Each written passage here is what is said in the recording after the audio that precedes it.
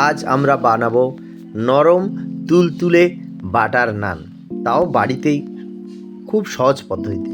তার জন্য প্রথমে নেব 2 কাপ জল, তারপরে 2 চামচ দুধ, 2 কাপ টক দই, 2 চামচ সাদা তেল, 1 চামচ বেকিং পাউডার আর হাফ চামচ বেকিং সোডা। এই মিশ্রণটাকে ভালো করে মিশিয়ে নিতে হবে। তারপর আমরা নেব 3 কাপ ময়দা, 1 কাপ আটা এবং তাতে দিয়ে দেব সামান্য লবণ এবং 1 চামচ চিনি। এবার এই মিশ্রণটাকে ভালো করে মিশিয়ে ময়দাটাকে আমরা ডো বানিয়ে নেব এবং ডোটাকে 10 মিনিট ধরে এইভাবে মাখাতে হবে।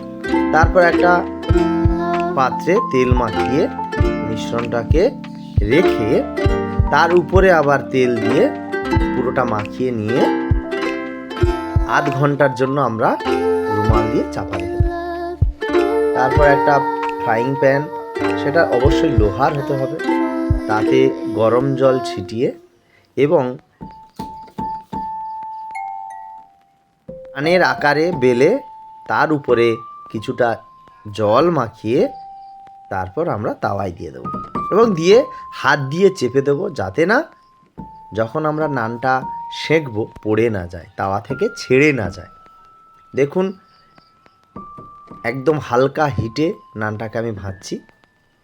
1 পিঠ হয়ে গেছে, আবার সেটাকে উল্টে আমরা সেঁকে নেব এবং ফ্লেমটা জোরে দেবো যাতে একটা গোল্ডেন ব্রাউন কালার আসে। দেখুন সুন্দর নান আমার প্রস্তুত। এবারে ওটাকে আমরা কেটে নেব।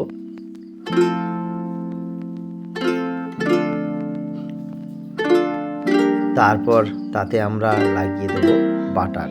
যেহেতু আমরা বাটার নান করছি তাই বাটার লাগিয়ে গরম গরম তড়কা চিকেন সহিত আমরা পরিবেশন করব।